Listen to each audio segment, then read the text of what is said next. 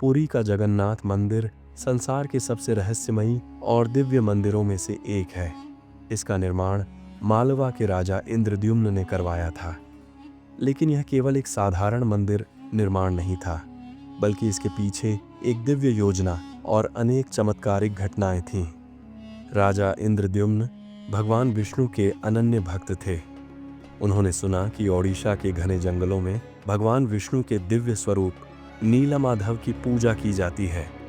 राजा ने तुरंत नीलमाधव की मूर्ति खोजने के लिए अपने सेवकों को भेजा, लेकिन जब वे मूर्ति तक पहुंचे तो वह अंतर्ध्यान हो गई। इससे राजा अत्यंत व्याकुल हो गए और उन्होंने भगवान विष्णु की कठोर तपस्या शुरू कर दी। उनकी गहन भक्ति से प्रसन्न होकर भगवान विष्णु ने उन्हें स्वप्न में दर्शन दिए और कहा, राजन, समुद्र के किनारे एक दिव्य लकड़ी बहकर आएगा। उसी लकड़ी से भगवान जगन्नाथ, बलभद्र और सुभद्रा की मूर्तियां बनवाकर एक भव्य मंदिर का निर्माण करो। भगवान के आदेश के अनुसार राजा इंद्रद्युम्न ने अपने सेवकों को समुद्र किनारे भेजा। कुछ समय बाद समुद्र से एक विशाल सुगंधित लकड़ी का टुकड़ा बहकर आया, लेकिन यह कोई साधारण लकड़ी नहीं थी। ये दिव्य थी और कोई भी इसे काटने में सक्षम नहीं था। जब राजा ने स्वयं पूजा अर्चना की, तब लकड़ी हल्की हो गई और उसे महल तक लाया गया। अब राजा ने यह निर्णय लिया कि इस दिव्य लकड़ी से भगवान जगन्नाथ, बलभद्र और सुभद्रा की मूर्तियां बनाई जाएंगी, लेकिन कोई भी शिल्पकार इसे काटने या आकार देने में सक्षम नहीं था। तभी एक वृद्ध रहस्यमयी व्यक्ति वहां प्रकट हुए और बोले, मैं इन लकड़ियों से मूर्तियां बना सकता हूं, लेकिन मेरी एक शर्त है। जब तक मैं मूर्ति निर्माण कर रहा हूं, तब तक कोई द्वार नहीं खोलेगा। राजा इंद्रद्युम्न ने उनकी शर्त मान ली और वृद्ध व्यक्ति एक बंद कक्ष में मूर्तियां बनाने लगे। कुछ दिनों तक अंदर से मूर्तियां बनाने की आवाज आती रही, लेकिन अचानक वह शिल्पकार शांत हो गया। कोई भी हथौड़े या छेनी की आवाज नहीं सुनाई दी। 21 दिन बाद जब कमरे से कोई आवाज नहीं आई, तो रानी गोंडिचा चिंतित हो गईं और उन्होंने राजा से कहा कि दरवाज़ा खोलें। जैसे ही द्वार खोला गया, वह रहस्यमयी वृद्ध पुरुष अंतर्ध्यान हो गए। जो मूर्तियां बनी थीं, वे अधूरी थीं। भगवान जगन्नाथ, बलभद्र और सुभद्रा के हाथ पैर पूरे नहीं थे। राजा इस घटना से अत्यंत दुखी हो गए, लेकिन तभी भगवान विष्णु ने स्वप्न में आकर कहा, राजन, यही मेरा दिव्य रूप है, मुझे इसी स्वरूप में स्थापित करो। अब मूर्तियों की स्थापना के लिए एक भव्य मंदिर का निर्माण किया जाना था। राजा इंद्रद्युम्न को भगवान विष्णु के आदेश के अनुसार मंदिर के लिए उपयुक्त स्थान की खोज करनी थी। उन्होंने नीलांचल पर्वत को चुना, जो समुद्र किनारे स्थित था। लेकिन जब वे वहां पहुंचे तो उन्होंने देखा कि इस क्षेत्र पर पहले से ही राजा गलमाधव का शासन था।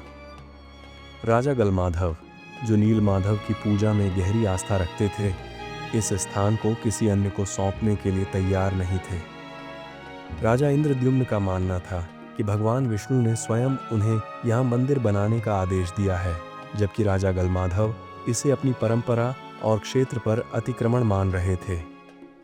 दोनों राजाओं के बीच मतभेद बढ़ते गए और युद्ध की स्थिति उत्पन्न हो गई। राजा इंद्रद्युम्न ने भूमि प्राप्त करने के लिए भगवान विष्णु की आराधना और कठोर तपस्या की। एक रात भगवान विष्णु ने गलमाधव को स्वप्न में दर्शन देकर कहा, हे गलमाधव, यह स्थान मेरे भव्य मंदिर के लिए निर्धारित किया गया है। राजा इंद्रद्युम्न मेरे भक्त हैं और उनकी इच्छा मेरी ही इच्छा है। तुम इस स्थान को उन्हें समर्पित कर दो। जब राजा गलमाधव की नींद खुली तो उन्होंने इस चमत्कार को अपने पुरोहितों को बताया। पुरोहितों ने इसे ईश्वरीय संकेत माना और गलमाधव को इस भूमि को राजा इंद्रद्युम्न को सौंपने की सलाह दी। अंततः गलमाधव ने भगवान के आदेश को स्वीकार कर लिया और अपना राज्य छोड़कर संन्यास ले लिया। राजा इंद्रद्युम्न ने समस्त नीलांचल भूमि प्राप्त करने के बाद भव्य मंदिर निर्माण की योजना बनाई। मंदिर को कलिंग शैली में बनाया गया, जिसमें विशाल पत्थरों का उपयोग किया गया। इसे हाथियों और बैलों की सहायता से नहीं, बल्कि मानव बल से खींचकर ऊपर उठाया गया। मंदिर का प्रमुख शिखर 214 फीट ऊंचा बनाया गया, जो समुद्र से बहुत दूर से भी दिखाई देता है। इसके शीर्ष पर सुदर्शन चक्र स्थापित किया गया, जो एक चमत्कार माना जाता है। इसे किसी भी दिशा से देखने पर ऐसा लगता है कि यह सामने ही है। इसके अलावा मंदिर के शिखर पर ध्वजा लगाया गया, जो हमेशा हवा की विपरीत दिशा में लहराता है। जब मूर्तियां बन गईं, तो राजा ने पुरोहितों और ऋषियों से पूछा कि अब इन्हें कैसे जीवंत किया जाए। तब भगवान विष्णु ने स्वप्न में राजा को आदेश दिया, हे राजन, इन मूर्तियों में प्राण डालने का कार्य कोई साधारण आर्ष या ब्राह्मण नहीं कर सकता। केवल स्वयं ब्रह्मा जी ही यह कार्य कर सकते हैं। तुम्हें ब्रह्मलोक जाकर ब्रह्मा जी को आमंत्रित करना होगा। ब्रह्मलोक की यात्रा अत्यंत कठिन थी। राजा इंद्रद्युम्न ने गहरी तपस्या और यज्ञ किए।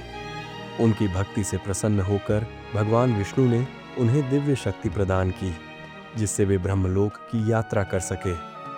राजा ब्रह्मलोक पहुंचे और ब्रह्मा जी से प्राण प्रतिष्ठा के लिए अनुरोध किया। ब्रह्मा जी प्रसन्न हुए और पृथ्वी पर आने की स्वीकृति दी। लेकिन ब्रह्मलोक में समय बहुत तेजी से चलता है। जब राजा पृथ्वी पर लौटे तो कई युग बीत चुके थे। उनके राज्य का कोई नामो निशान नहीं था और लोग उन्हें पहचानते भी नहीं थे। ब्रह्मा जी पृथ्वी पर आए और विधि पूर्वक भगवान जगन्नाथ, बलभद्र और सुभद्रा की मूर्तियों में प्राण प्रतिष्ठा की। इस प्रकार मंदिर आध्यात्मिक ऊर्जा से भर गया और संपूर्ण विश्व में भक्ति और आस्था का सबसे बड़ा केंद्र बन गया। अंततः राजा इंद्रद्युम्न ने अपना शेष जीवन भगवान की सेवा में समर्पित कर दिया और मोक्ष प्राप्त किया। उनकी भक्ति और समर्पण के कारण उनका नाम हमेशा के लिए भगवान जगन्नाथ की कथा के साथ अमर हो गया।